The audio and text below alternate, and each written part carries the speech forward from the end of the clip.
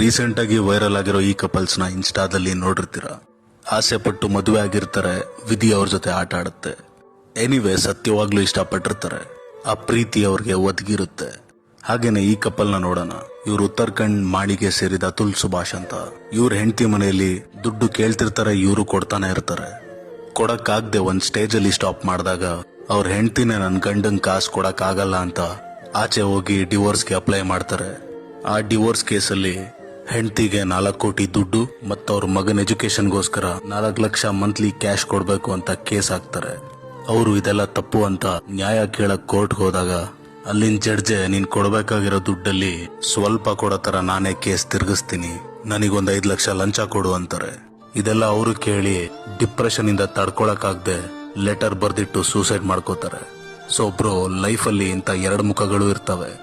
ಇಲ್ಲಿ ಒಳ್ಳೆ ಹುಡುಗರು ಇರ್ತಾರೆ, ಕೆಟ್ಟ ಹುಡುಗಿರು ಇರ್ತಾರೆ. ಹಾಗೆ ಕೆಟ್ಟ ಹುಡುಗರು ಇರ್ತಾರೆ, ಒಳ್ಳೆ ಹುಡುಗಿರು ಇರ್ತಾರೆ. ಯಾರಿಗೆ ಸಿಗ್ತಾರೆ ಅಂತ ಜಡ್ಜ್ ಮಾಡಕ್ ಆಗಲ್ಲ, ಬಟ್ ನಾವು ಚೂಸ್ ಮಾಡಬಹುದು.